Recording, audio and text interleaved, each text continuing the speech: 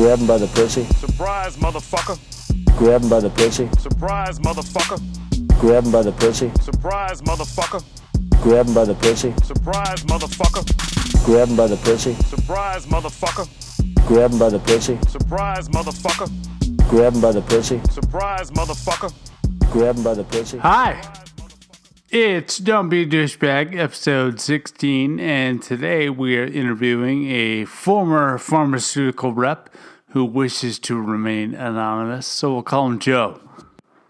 Or Fuckface. Or, we'll just go with Joe. It's easier. Thanks for having me.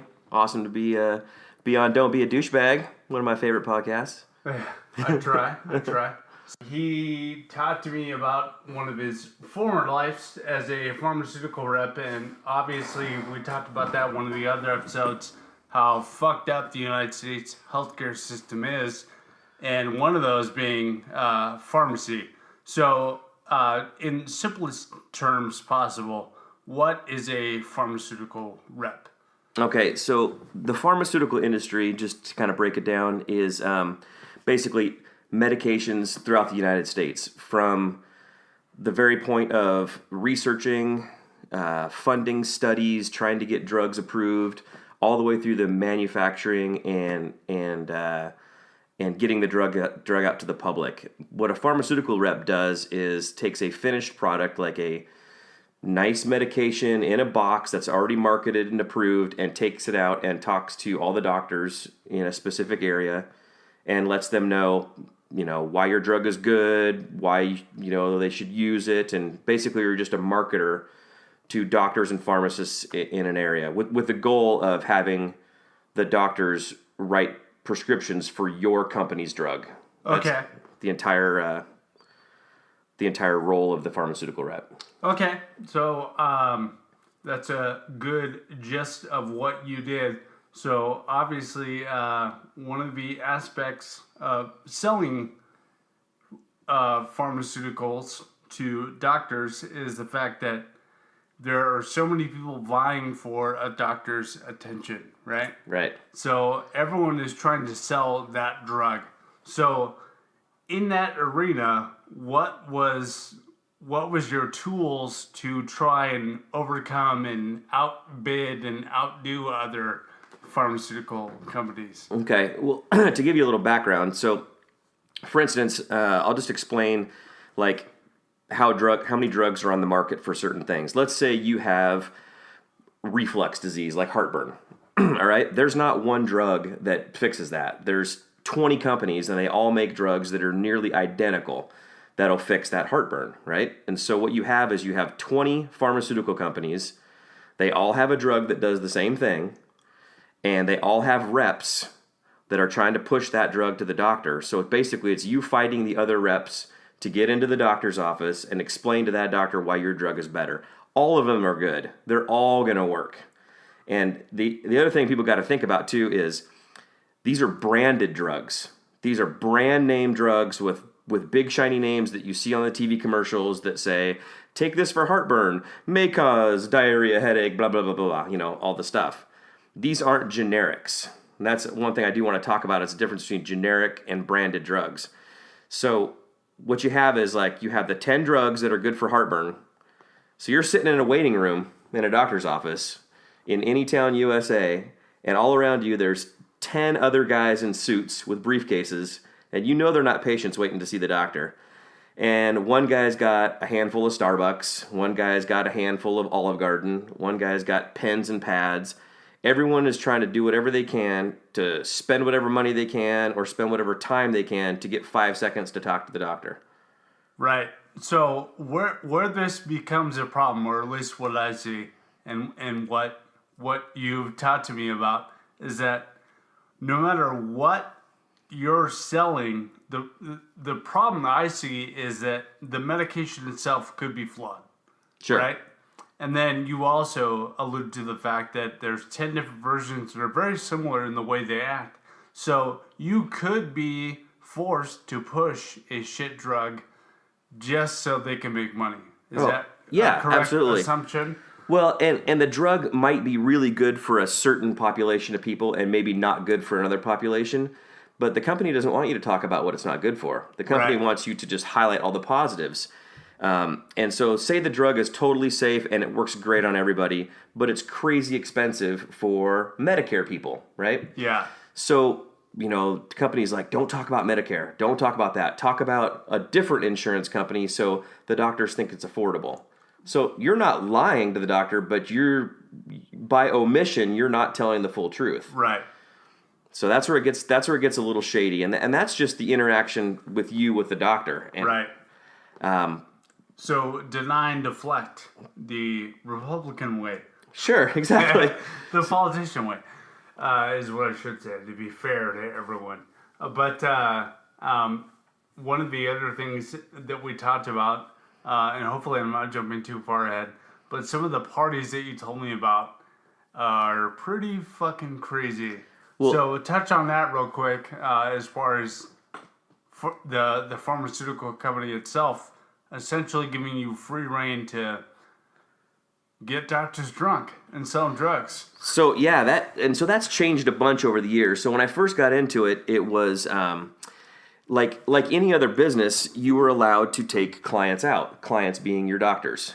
So let's say you work for TaylorMade Golf Company and you're a sales rep for TaylorMade Golf. There's nothing wrong with a sales rep taking the client out to dinner and taking them to a Blazer game and kind of whining and dining clients, because golf is an optional thing for some people. That's not looked bad upon, because you don't have to buy golf clubs if you don't want to. Right. Where it looks bad is when pharmaceuticals companies do it, and pharmaceuticals are required. People need them to fucking live. Right. And so when you take that same sales mentality from other companies and put it into pharmaceuticals, that's where it gets a little skewed. So when I first got into it, it was the tail end of really taking doctors out and spending a ton of money on them. Just like, hey, Joe, I'm going to take you out and we're going to eat steak dinner and drink a bunch of whiskey tonight, and then maybe you'll support my drug next time. So that started changing a little bit, and they started labeling what you were doing differently. So instead of taking doctors out at night and getting them drunk, you brought big fancy meals into their office, right? And you fed their entire staff. And some of the things that I thought were huge wastes of money were there'd be a single doctor that you'd want to talk to in a huge clinic. But in order to get to that doctor, you had to feed the 40 employees that were in that clinic. I'm talking from... So they were the gate, essentially. Yeah, and so, secretaries, obviously nurses, janitors, building maintenance, everybody that's involved in that clinic is basically can open or close a door for you. So you make sure you grease all the wheels. Yeah. I mean, you're not doing anything illegal, but it's definitely not moral. I mean, the amount of money that you're spending. Yeah. So there'd be many months where I was spending thousands of dollars, not my own dollars, obviously, but spending thousands of company dollars just to feed people so I could take 10 seconds to talk to a doctor. Right. So let's break that down and think about that for a second. The pharmaceutical companies will spend literally millions of dollars to try and push their drug.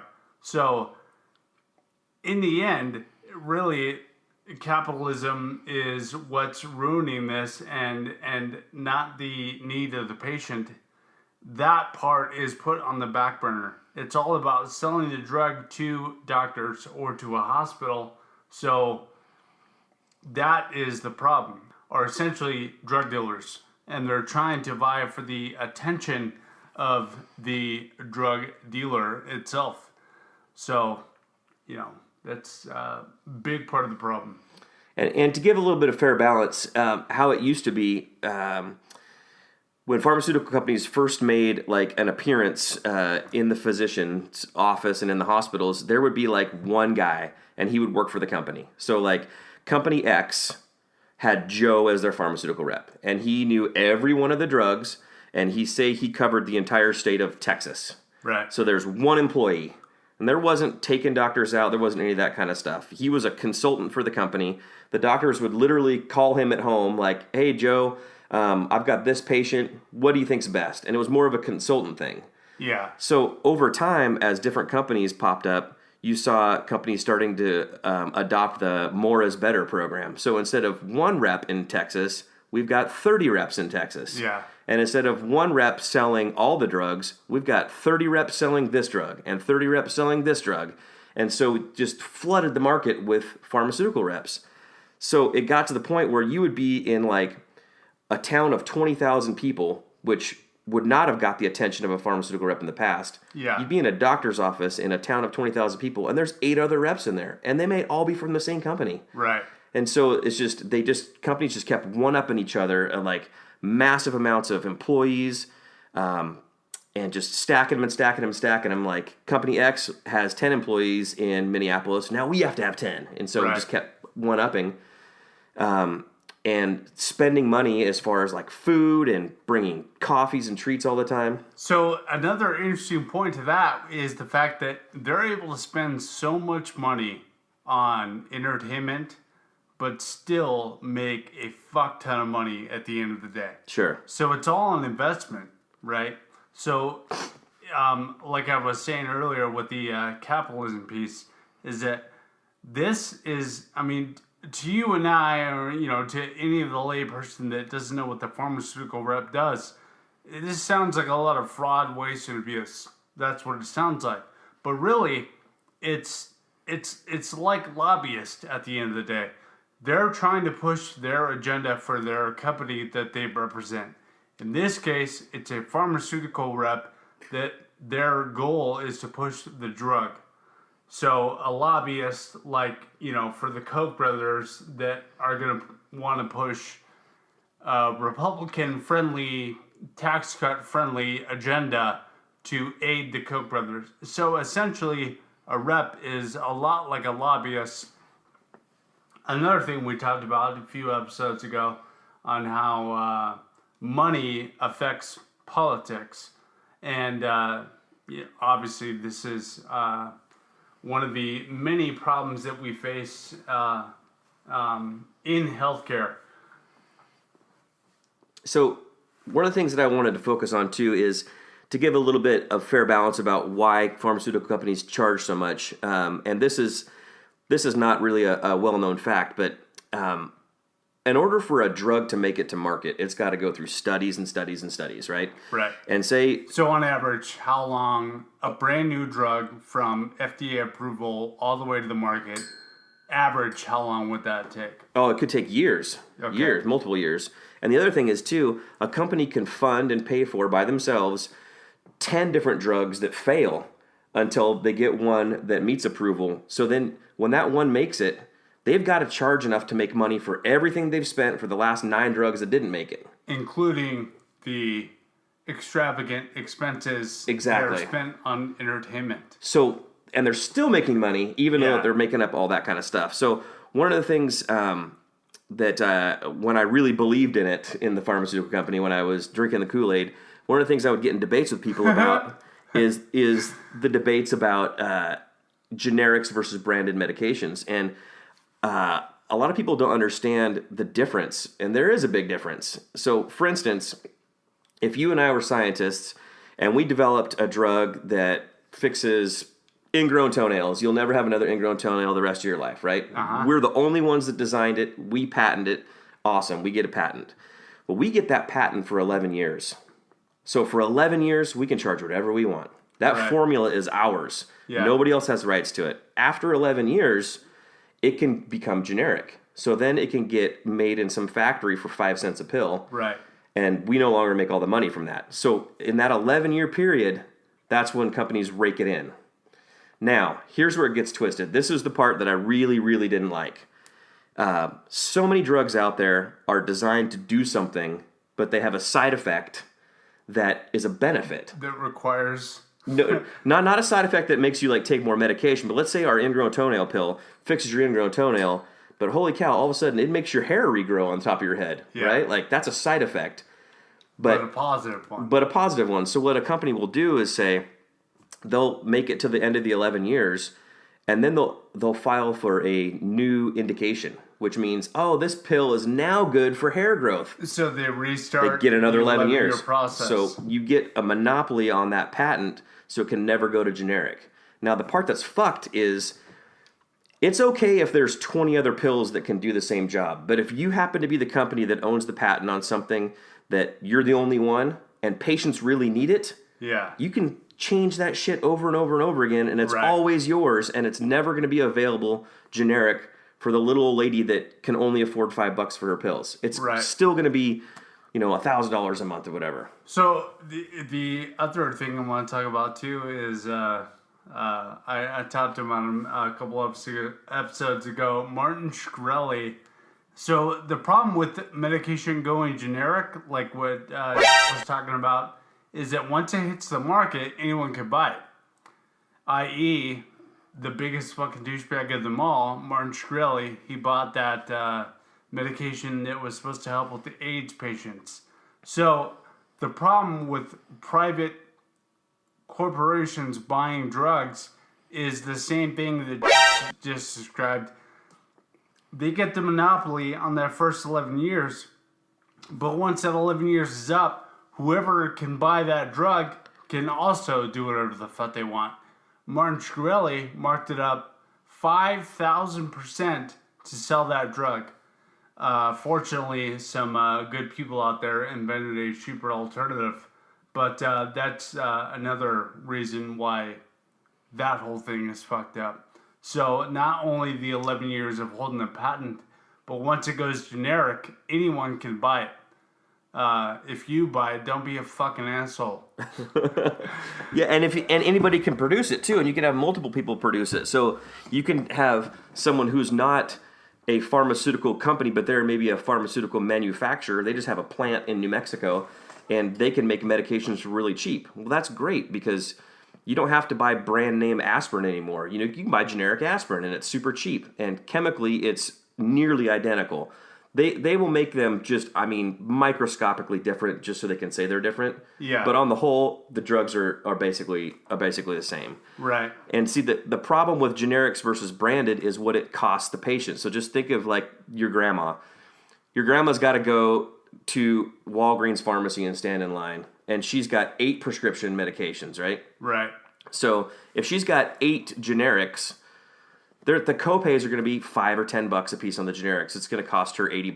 $80 a month on someone, from someone on Social Security is still a good chunk. Yeah. That's if they're all generic. Right. Now, take one of those drugs, and it has to be a branded because of some disease that she has, and there's no generic. Right. All of a sudden, that copay is $200, or she's got to pay full out of pocket, and it's $500.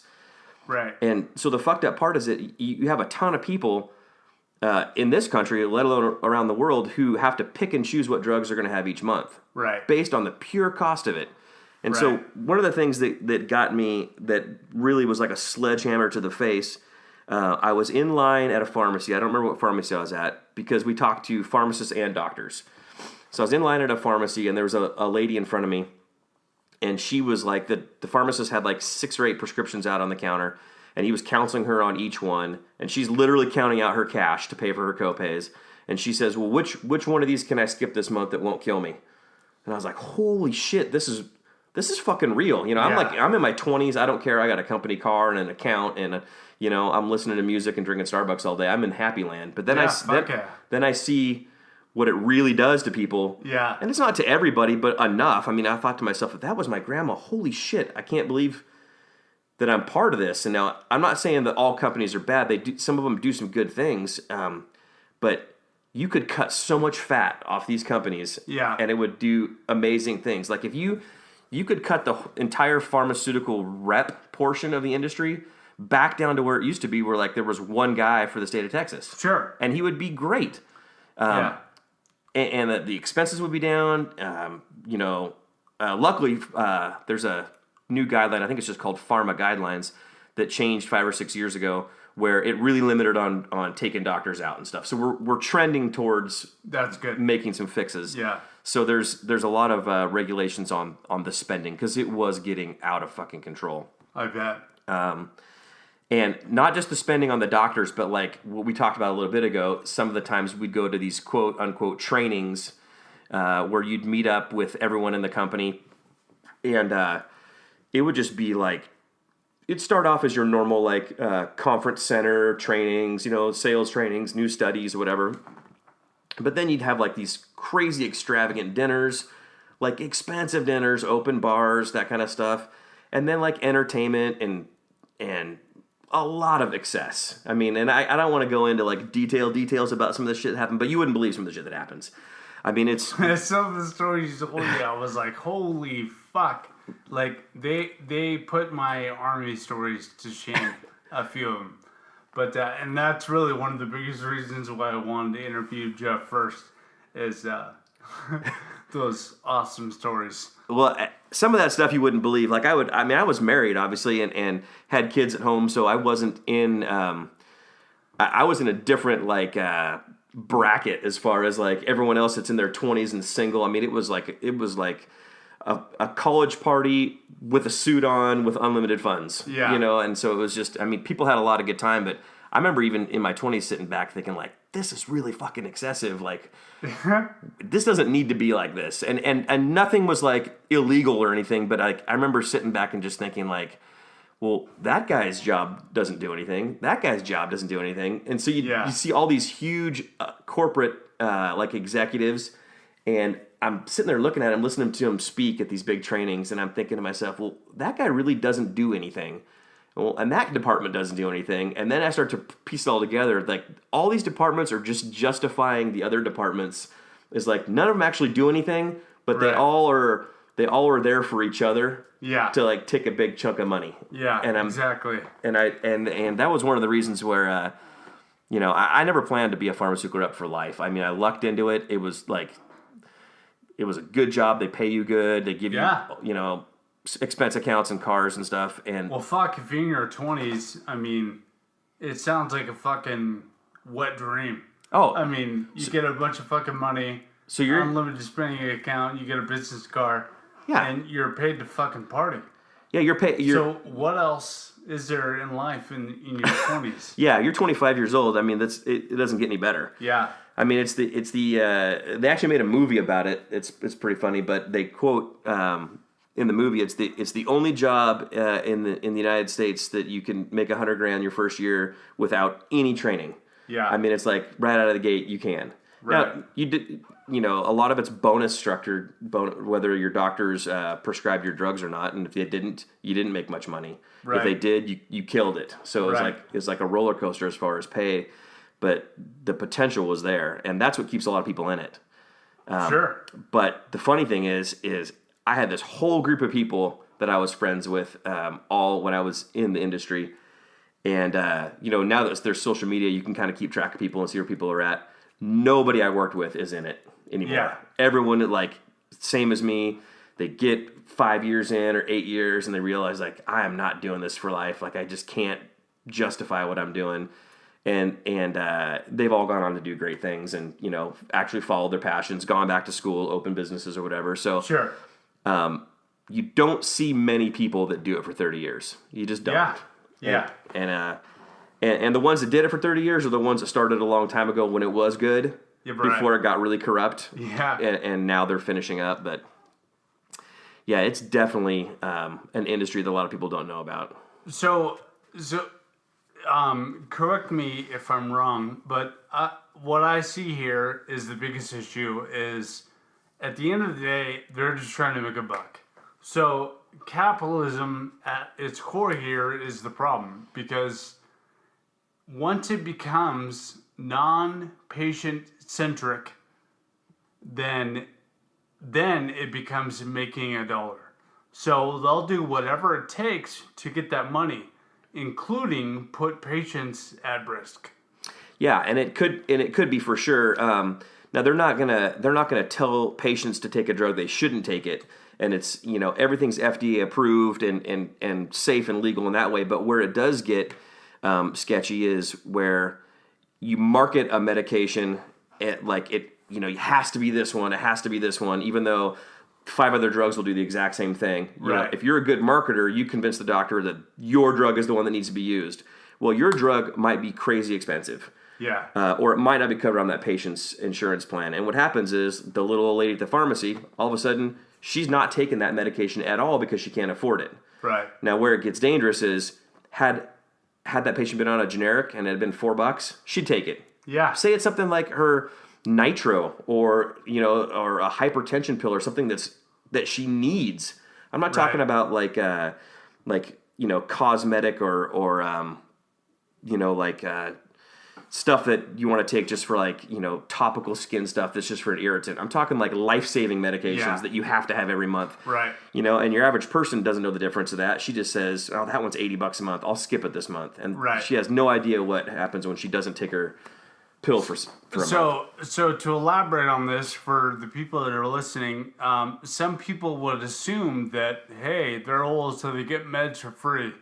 That is as far from the fucking truth as it possibly can be. Nothing is free. Nothing is free. No way. So even being on Medicaid and Medicare, you're still going to be paying some out of pocket for meds.